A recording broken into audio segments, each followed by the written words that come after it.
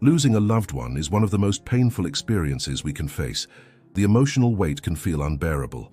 But beware, this life-altering event often opens the door to costly mistakes that can make the healing process even more difficult.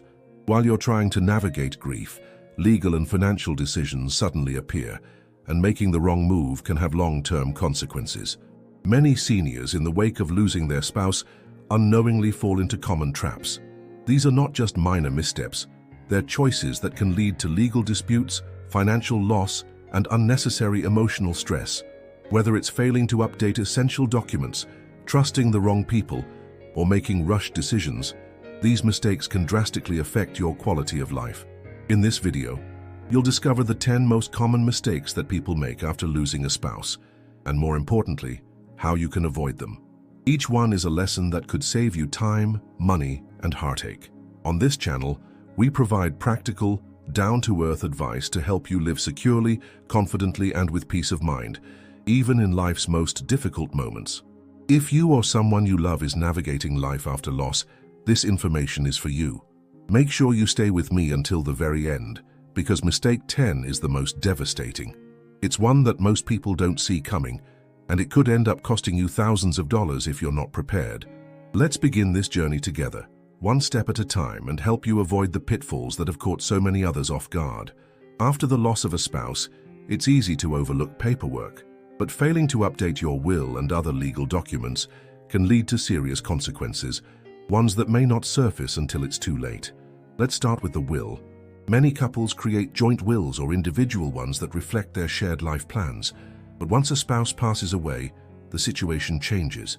An outdated will may still name your deceased spouse as the primary beneficiary or executor. This creates legal confusion, delays in probate, and sometimes even court battles among family members. Imagine your assets getting tied up in legal disputes simply because a document wasn't updated. It happens more often than you think. There are real-life examples of this going wrong. One widow lost access to a jointly owned vacation home because her late husband had willed his portion to a sibling years before their marriage. Since he never updated the document, his wife had to enter a legal fight just to stay in the home they'd shared. In another case, adult children from a first marriage contested a will that hadn't been revised in decades, leaving the new spouse with almost nothing. These stories are heartbreaking but preventable. The first step is reviewing your will with an estate attorney. If your spouse was your primary beneficiary, it's essential to name a new one. If they were listed as your executor or power of attorney, choose someone else you trust. Update your living will and any healthcare directives as well. These documents guide your medical care if you're unable to make decisions yourself. Don't forget other critical paperwork, titles, deeds, and trusts. If your spouse's name is still on these, transferring ownership could become a headache for your heirs. Keeping everything current ensures your intentions are clear and legally binding. Another overlooked aspect is your power of attorney. Many spouses assign this role to each other, but after a loss, someone else needs to be appointed immediately, preferably a trustworthy individual who understands your wishes and will act in your best interest. Also, think beyond just the legal implications. Updating these documents provides peace of mind. It's a proactive step in taking control of your future, especially when everything else may feel uncertain. While it may be emotionally taxing to revisit these issues, doing so will protect you and your family from unnecessary stress down the road. Keep in mind that laws change. What was valid 5 or 10 years ago might not hold up today. By consulting with an attorney, you can ensure your documents are legally sound and reflect your current circumstances and desires. Lastly, communicate your changes. Let your family or trusted friends know where your updated documents are stored and who is designated to handle your affairs. Transparency now avoids confusion later. Taking time to update your will and legal documents is more than just paperwork. It's an act of love and responsibility. It ensures that what you've worked hard for ends up where you want it, and that your voice is heard, even when you're not able to speak for yourself. One of the most overlooked but critical steps after losing a spouse is reviewing your bank accounts, insurance policies, and retirement funds to update the beneficiaries. It may seem like a minor detail, but failing to do this can have serious financial consequences. Many people don't realize that beneficiary designations on financial accounts Override what's written in your will. That means even if your will says one thing, your life insurance payout, retirement fund, or investment account could go to someone else entirely, simply because the beneficiary form was never updated. There are countless stories of people unknowingly leaving assets to an ex-spouse, a distant relative, or even someone they no longer speak to, all because they didn't change the name on a form. One woman found out after her husband's passing that his life insurance policy still listed his first wife as the beneficiary. Despite being married to him for over 20 years, she received nothing. That one oversight cost her hundreds of thousands of dollars. Another issue arises with joint bank accounts. In some cases, a spouse may have been the sole or primary account holder, with no secondary named. This can cause delays in accessing funds or even freezing of the account until legal matters are settled. That's the last thing you want to deal with during a time of grief. Start by making a list of all your accounts: checking, savings, retirement, like IRAs or 401ks, life insurance policies, pensions, and any investment accounts. Then, verify who is currently listed as the beneficiary. If it's your deceased spouse, it's time to choose a new one. This might be an adult child, a trusted friend, or another family member. You can even designate a trust if you have one. It's also important to review the titles on joint accounts. Depending on how they were set up, you might need to retitle them in your name alone. This not only ensures clarity, but also avoids issues with banks or financial institutions down the road. Keep in mind that some accounts have payable on death (EPOD) or transfer on death in a TOD designations. These allow assets to pass directly to your chosen beneficiary without going through probate. However, these designations must be up to date to be effective. Also, if you receive Social Security or pension benefits that were tied to your spouse, check with those institutions to see if your account details need updating. You don't want to risk payment delays or errors because outdated information is still on file. Another tip: update your records with the financial institutions themselves. Simply changing names in your personal records or documents isn't enough. You need to officially notify the bank, insurer, or fund provider and complete any necessary forms. Finally, keep copies of everything. Document who the new beneficiaries are and store that information in a secure but accessible place. Make sure your family or executor knows where to find it. These updates may feel like administrative chores, but they're crucial for protecting your assets and ensuring your wishes are honored. It only takes a few forms and a little time, but it can save your family from confusion, legal complications, and unintended consequences. Grief is overwhelming. It clouds judgment, blurs priorities, and makes even the simplest decisions feel impossible. That's why one of the most dangerous mistakes you can make after losing a spouse is rushing into financial decisions without proper thought or guidance. In the immediate aftermath of loss, many people feel an urge to take action, any action, to regain a sense of control. Unfortunately, this emotional response often leads to impulsive financial choices that have long-term consequences. Some widows and widowers decide to sell their home within weeks of their spouse's death. While this may seem like a way to start fresh or escape painful memories, it's often too soon to make such a major life change. Selling a home under emotional stress can lead to poor negotiations, undervalued sales, or simply regretting the decision later. Others dive into risky investments after receiving insurance payouts or retirement funds. Scammers often target the recently bereaved, promising high returns with little risk. Even well-meaning friends might suggest hot tips or real estate ventures that sound good but lack proper due diligence. The desire to grow or protect your money can backfire if you act too quickly or without expert advice. Another common pitfall is gifting large sums to family members. While it's natural to want to help children or grandchildren, giving away money before fully understanding your own financial needs can put your future at risk.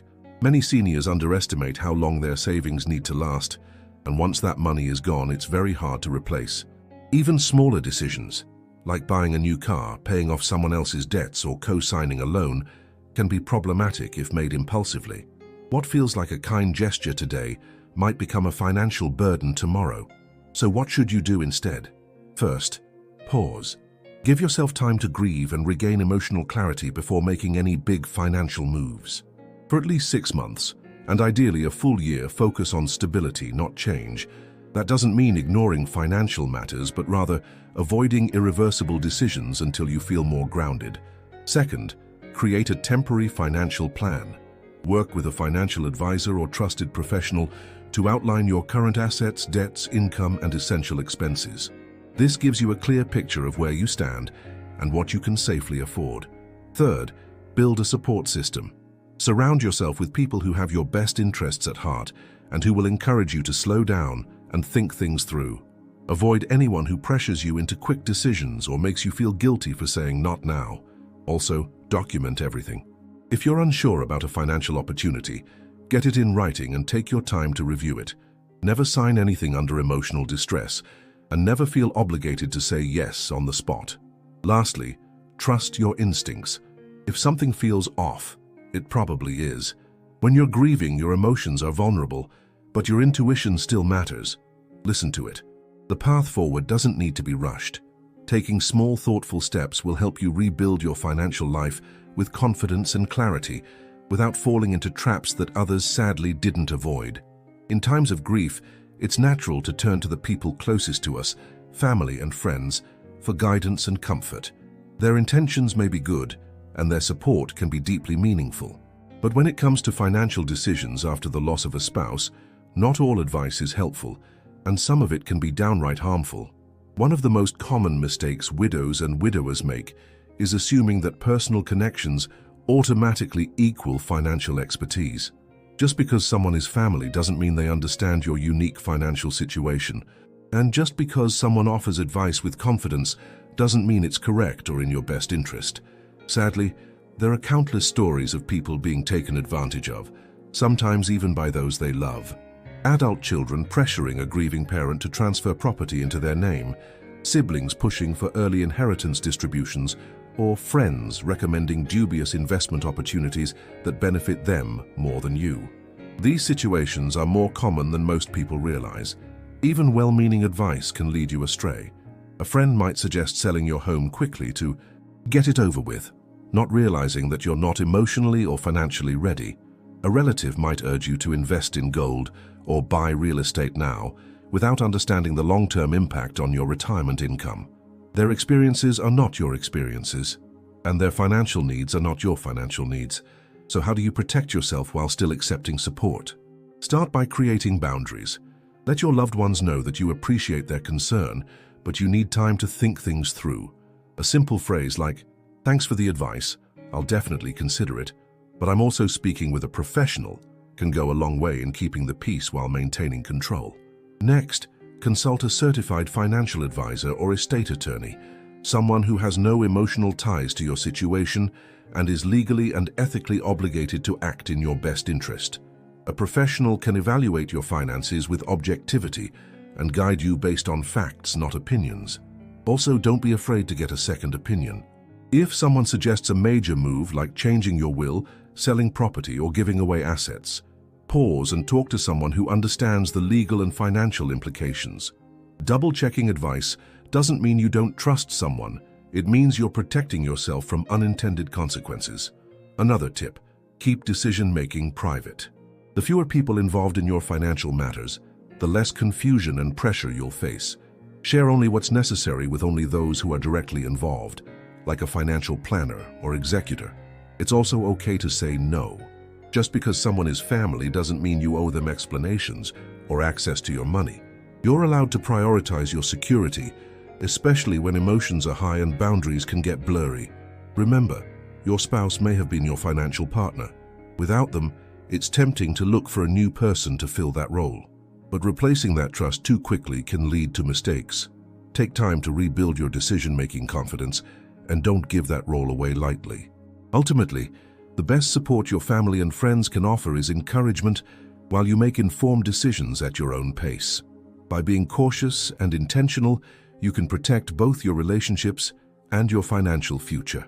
In the aftermath of losing a spouse, it's easy for day-to-day responsibilities to slip through the cracks. Bills pile up, mail goes unopened, and home maintenance takes a back seat to emotional survival. But while grief is valid and consuming, neglecting home and financial management can quietly create problems that escalate over time.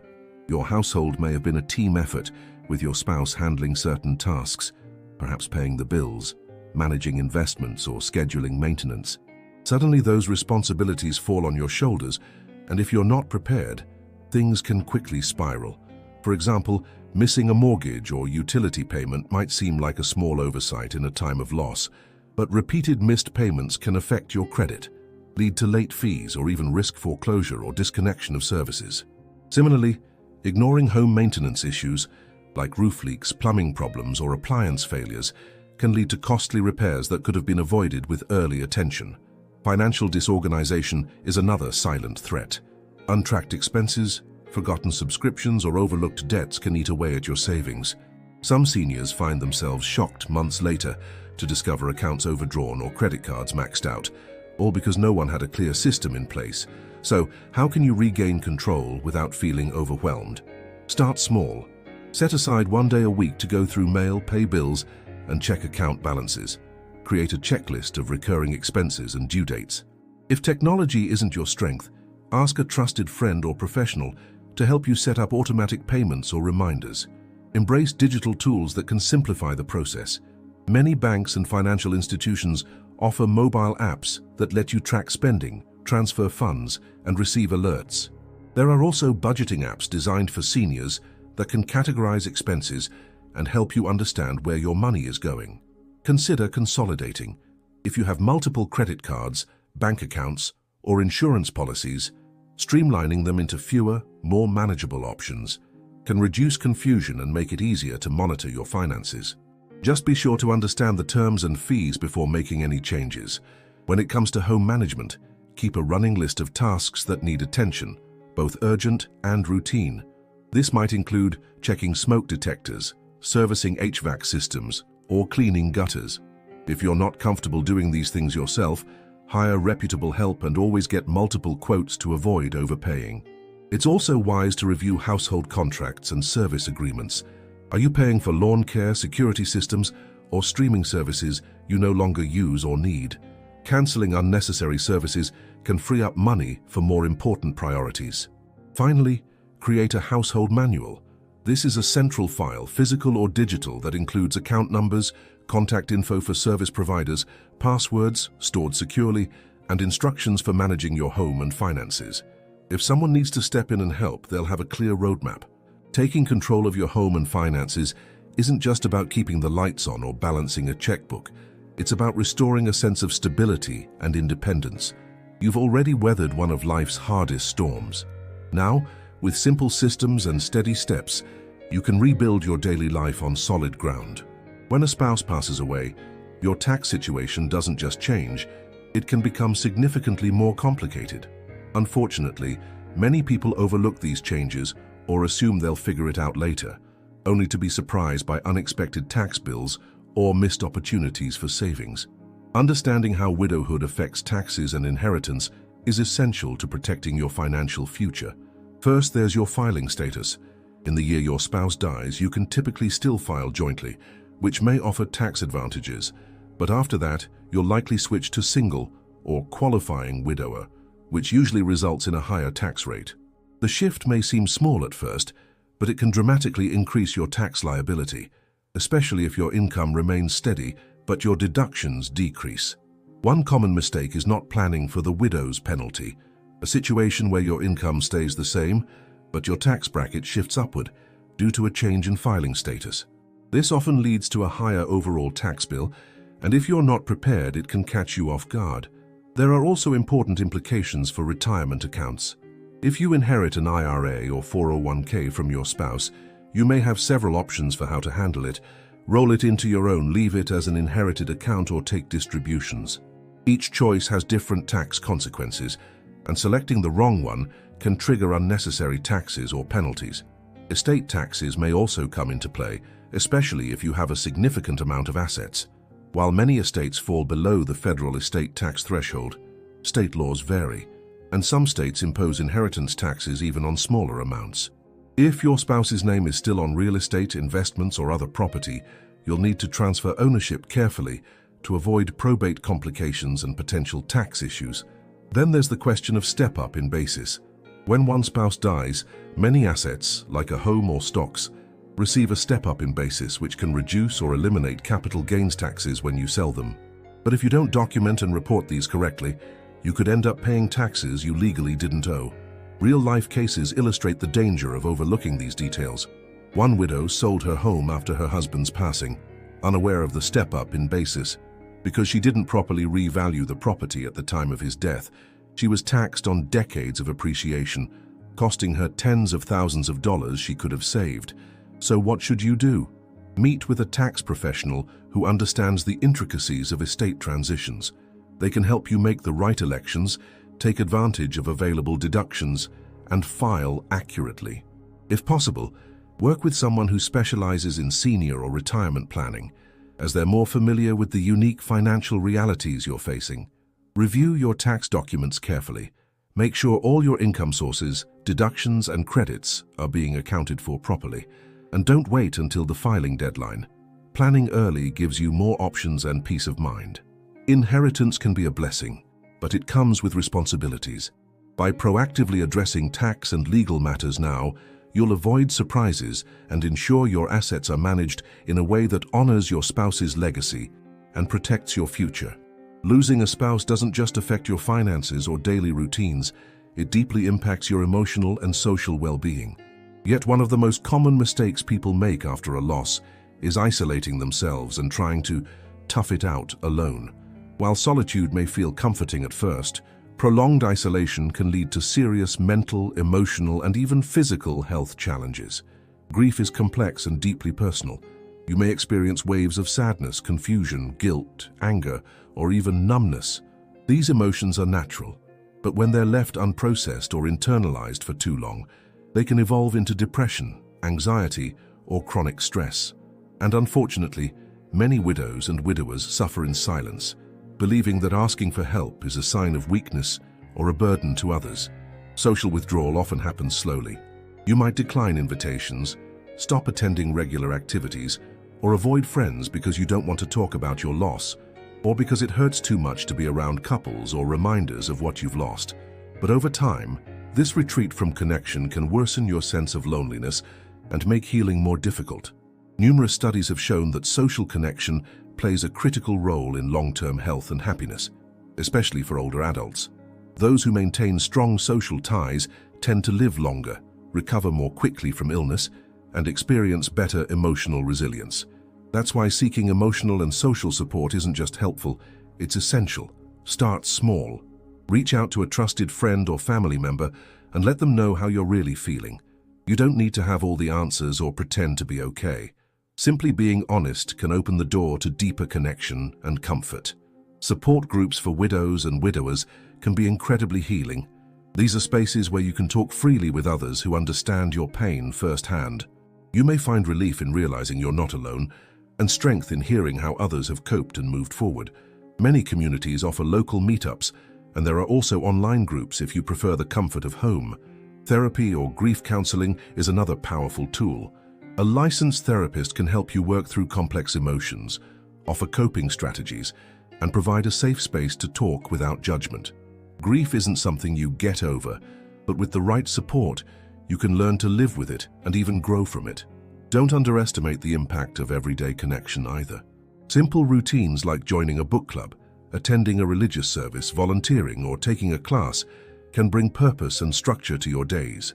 These activities may seem small, but they're building blocks for healing and renewal. Also, stay physically active. Movement boosts mood, improves sleep, and reduces symptoms of depression.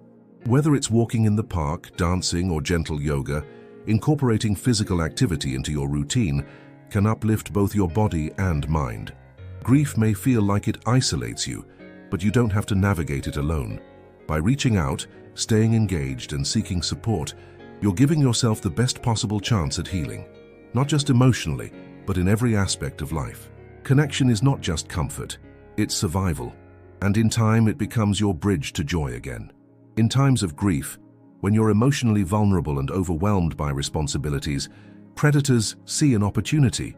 Sadly, one of the most disturbing truths is that scammers often target widows and widowers, people in mourning because they know your defenses may be down. Falling for a scam during this period can result in both emotional trauma and devastating financial loss. These scams come in many forms, and they're designed to exploit your trust, your confusion, and even your desire for companionship. Some are small and sneaky, others are bold and elaborate. But all of them aim to take something from you, usually your money, but sometimes your identity or peace of mind. One common type of scam involves imposters pretending to be government officials, banks, or insurance agents. They may say there's a problem with your spouse's social security, that you owe a tax penalty, or that you need to verify information. In your emotional state, it's easy to panic and comply, but no real agency will ever demand payment or personal information over a phone call or email out of the blue. Another rising threat is romance scams. These often begin online, where scammers create fake profiles and reach out to widowed individuals, offering empathy, understanding, and a listening ear. Over time, these interactions turn into emotional manipulation and eventually requests for money. Some victims lose thousands, even hundreds of thousands, believing they were helping someone they loved. There are also grief-related scams. You may receive calls from people claiming your spouse had unpaid debts, secret accounts, or outstanding bills. They pressure you to pay quickly, using guilt or urgency. Always verify these claims through official channels, never through unsolicited contacts. So how do you protect yourself? First, be skeptical, especially of unsolicited messages or offers. If something feels off, it probably is. Scammers rely on urgency and emotional manipulation. Slow down. Ask questions. Hang up and call back using a verified number from an official website, not one given over the phone. Second, never give out personal information like your social security number, bank account details, or login credentials to someone who contacts you first. If they say they're from a financial institution, call your bank directly and ask if the communication was legitimate. Use caller ID, spam filters, and email security settings to reduce the volume of fraudulent messages reaching you in the first place. If you're not sure about something, ask a trusted family member, friend, or advisor to take a look before you respond. Also, review your spouse's financial accounts carefully. Notify banks, credit agencies, and insurance companies of their passing, and request account freezes if necessary. This helps prevent identity theft or unauthorized access. Don't be embarrassed if you've already fallen for a scam. Scammers are highly skilled and deceptive. The important thing is to act quickly. Report the incident to your bank, the FTC, or local law enforcement. Many people recover lost funds or stop fraud in progress simply by speaking up. Finally, talk about these risks openly. The more people are aware, the harder it is for scammers to succeed. Share this information with others in your community, support group, or family. Grief makes you vulnerable, but it doesn't make you helpless. By staying alert, informed, and supported, you can protect yourself from those who would exploit your loss and continue moving forward with strength and confidence. One of the most overlooked challenges after losing a spouse is adapting to a new financial reality. For many, income changes drastically. Pensions are reduced, social security benefits shift, and expenses that were once shared now rest solely on your shoulders. Failing to adjust your lifestyle accordingly can lead to financial stress, debt accumulation, and long-term instability. At first, it may seem like nothing has changed. The bills are still coming in, your habits feel the same, and daily routines offer a small sense of normalcy. But over time, the numbers often tell a different story. What once worked for two may no longer be sustainable for one. Without intentional adjustments, you may find yourself dipping into savings more often, or relying on credit to cover everyday costs. Many widows and widowers hesitate to make lifestyle changes because it feels like another loss. Downsizing your home, selling a second car, or cutting back on travel can feel like giving up pieces of the life you built together. But reframing these decisions as steps toward financial independence, not sacrifice, can make the process more empowering. The first step is to evaluate your income sources. What's changed? Are you receiving survivor benefits, pensions, annuities, or investment income? Understanding what you have coming in each month gives you a clear baseline. Then, list your essential expenses: housing, utilities, food, healthcare, insurance. This helps you identify your non-negotiables. From there, review your discretionary spending. Dining out, subscriptions, hobbies, entertainment. None of these are bad, but they may need to be temporarily reduced or reevaluated. Small changes like eating out less often or switching to a cheaper phone plan can make a big difference when combined. Budgeting tools can be extremely helpful in this process. Apps like WinAb, You Need a Budget, Mint, or even a simple spreadsheet can help you track spending, set goals, and see where your money is going. The key is awareness. Once you know your patterns, you can make informed decisions. Also consider what assets you can leverage. If you own a home, would a smaller one be more manageable and affordable? Could renting be a better fit for your stage of life? Downsizing isn't about loss. It's about aligning your living situation with your current needs and freeing up resources for what truly matters. Cutting costs doesn't mean cutting joy. Many people find that simplifying their lives after loss brings a surprising sense of peace. Spending time in nature, enjoying low-cost community events, or reconnecting with friends doesn't require a big budget, just intention. It's also wise to build a small emergency fund if you don't already have one. Even $1,000 in a separate account can provide a cushion for unexpected expenses and reduce financial anxiety. If possible, aim for 3 to 6 months of essential expenses set aside over time. Don't make these changes in isolation. A financial advisor can help you map out a plan that balances stability with comfort, and sharing your goals with a trusted family member or friend can provide accountability and encouragement. Adjusting your lifestyle after loss isn't about restriction. It's about creating a life that's financially sustainable, emotionally fulfilling, and reflective of where you are now. By making conscious changes, you empower yourself to move forward with confidence and clarity. After the immediate shock of losing a spouse begins to ease, many people focus on getting through each day, one step at a time. While that's understandable and necessary in the short term, one of the most serious mistakes you can make is failing to plan for your long-term security. Without a forward-looking strategy, you may unintentionally put your financial stability, healthcare, and independence at risk. Planning for the future doesn't mean expecting the worst. It means preparing wisely so you can live with peace of mind and dignity. Unfortunately, many widows and widowers delay or avoid this step, often because it's emotionally difficult to think about aging, illness, or end-of-life decisions without the person they once made these plans with. Let's start with housing. Are you living in a home that will still serve you in 5, 10, or 20 years? Is it too large, too expensive, or too difficult to maintain? You don't need to move immediately, but it's important to assess whether your current living situation aligns with your future needs. Exploring options like senior-friendly communities, assisted living arrangements, or even aging-in-place modifications can prevent rushed decisions later. Healthcare is another crucial component. Without proper planning, medical costs can quickly erode your savings. Do you have adequate insurance coverage? Have you considered long-term care insurance, or set aside funds for potential assisted living or nursing home care?